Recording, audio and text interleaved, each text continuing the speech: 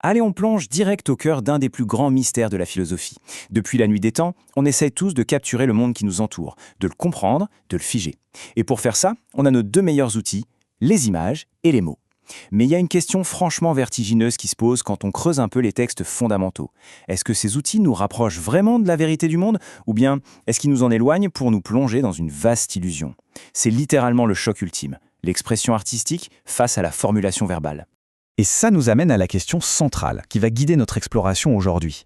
L'art et le langage arrivent-ils vraiment à traduire le réel? Le mot-clé ici, c'est traduire. Prendre une chose, la réalité brute, et la balancer dans un autre code, genre une toile ou une phrase. Et croyez-moi, les plus grands cerveaux de l'histoire, de Platon à Foucault en passant par Kant ou Bergson, se sont livrés un vrai combat de titans sur ce sujet. Donc au programme aujourd'hui, 1. Traduire le réel. 2. L'art, illusion ou création. 3. Le génie et l'invisible. 4. Le langage et la pensée. Et on terminera avec le point 5, les étiquettes et le pouvoir. On attaque avec notre première partie, traduire le réel, histoire de bien poser les bases. Bon, avant de se lancer dans des théories super complexes, il faut absolument comprendre comment notre cerveau entre en contact avec la réalité. En fait, il y a deux manières de faire. D'un côté, on a le rapport immédiat. C'est intuitif, paf, sans étape intermédiaire. Imaginez que vous sentez un danger imminent. C'est purement instinctif et fulgurant. Et d'autre côté, on a le rapport médian. Là, il y a un intermédiaire. C'est comme quand on réfléchit étape par étape, en utilisant une carte pour éviter un danger, par exemple. C'est une démarche construite. Eh bien, l'art et le langage, c'est exactement ça. Ils se trouvent dans cette dimension médiate. Ce sont nos intermédiaires entre l'esprit et le monde. Mais du coup, quand on utilise ces outils de médiation pour amener quelqu'un vers une idée, il faut faire une distinction super importante entre deux choses. Persuader et convaincre. Regardez bien ça. Persuader, ça joue sur l'émotion, les désirs, les peurs. En gros, peu importe si ce qu'on dit est vrai ou faux, le but, c'est que la personne adhère émotionnellement. Alors que convaincre, ça repose uniquement sur la pure logique. On s'appuie sur des arguments rationnels et objectifs. Gardez bien cette différence en tête parce qu'elle va nous suivre tout au long de cette analyse. Ce qui nous amène à la partie 2, l'art, illusion ou création. Le grand problème de l'imitation. Alors là, on a une histoire géniale qui vient de l'Antiquité, au moment où Platon lance sa plus grosse attaque contre l'art. Imaginez deux peintres grecs qui font un concours pour savoir qui est le meilleur illusionniste. Le premier, Zeuxis, peint des raisins tellement réalistes que des oiseaux viennent carrément picorer la toile. Il est sûr de gagner. Il se tourne vers son rival, Parasios, et lui dit de tirer les rideaux pour montrer son tableau, sauf que le rideau, c'était la peinture elle-même. Zeuxis s'est fait avoir. Pour Platon, c'est exactement ça le problème avec l'art. L'artiste ne cherche pas la vérité, il se contente de copier superficiellement les apparences juste pour nous tromper. Mais attention, Aristote monte sur le ring pour défendre l'art. Pour lui, c'est pas du tout une tromperie. Platon dit que l'art nous éloigne du vrai. Aristote répond que l'imitation, ce qu'il appelle la mimésis, c'est juste supernaturel chez l'humain. On en a besoin pour apprendre. Et surtout, il amène cette idée brillante de catharsis. En gros, l'art nous permet de vivre des émotions super intenses et sombres, genre la terreur devant une tragédie ou un bon film d'horreur aujourd'hui, mais en étant totalement en sécurité dans notre canapé. L'art ne nous arnaque pas, il nous purge de nos passions. Donc le vrai problème, c'est que si l'art fait juste que copier, il sert à rien. Et Hegel résume ça avec une punchline absolument magique. Il dit que si l'art essaie juste de concurrencer la nature, c'est comparable à un ver faisant des efforts pour égaler un éléphant. C'est mort d'avance. Pour Hegel, si on admire une œuvre d'art, c'est pas parce qu'elle ressemble à la réalité, mais parce qu'il y a une intention humaine derrière. En fait, inventer un simple clou, c'est plus noble que d'imiter parfaitement le chant d'un oiseau, parce que le clou, c'est un pur produit de l'esprit humain. Partie 3, le génie et l'invisible. On va parler de la vision de l'artiste. Ok, donc si l'artiste ne doit pas juste faire du copier-coller de la nature, il fait quoi exactement? Qu'est-ce qui sépare un artiste d'un simple technicien? Quant à une grille d'analyse très stricte là-dessus. Un technicien, même le plus doué du monde, il peut toujours vous expliquer sa méthode de A à Z. Ça s'apprend.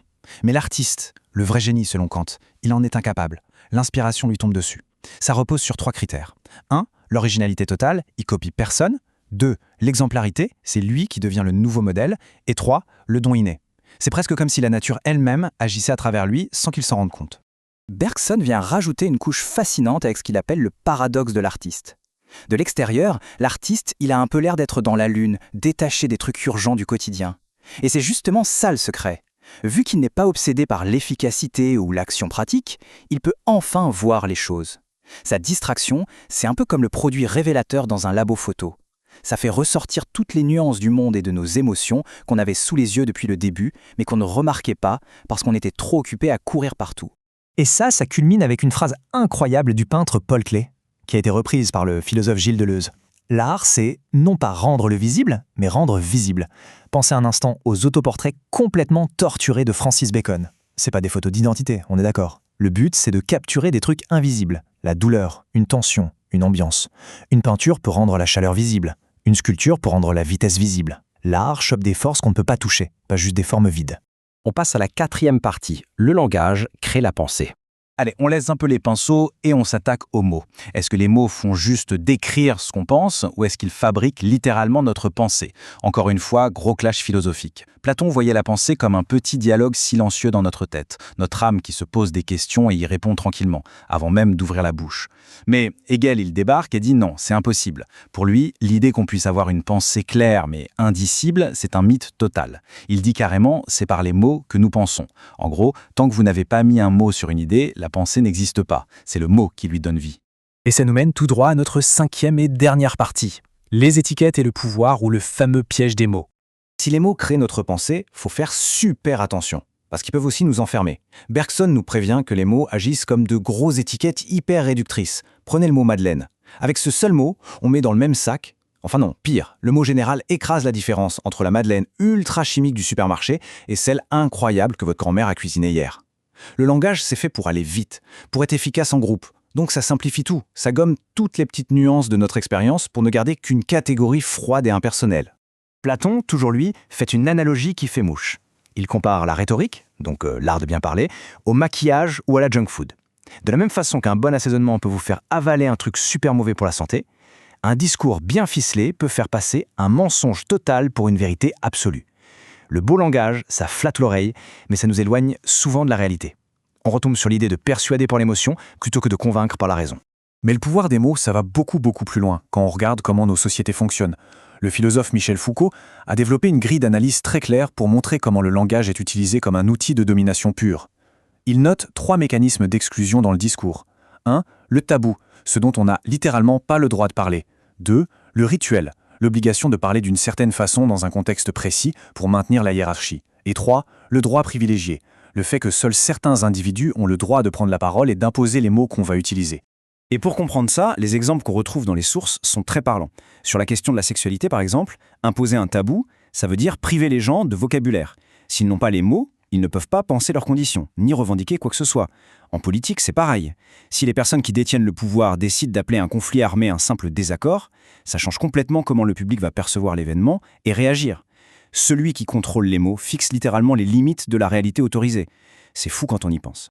Alors, au final, ça nous laisse avec une vraie claque philosophique. Si les mots qu'on utilise tous les jours filtrent et limitent notre perception du monde à cause de toutes ces logiques de pouvoir, est-ce que le langage nous maintient dans une immense illusion collective? Et si c'est le cas, est-ce que l'art, qui arrive à déchirer nos habitudes pour rendre l'invisible visible, ne serait pas notre seule vraie porte de sortie pour enfin toucher à la réalité?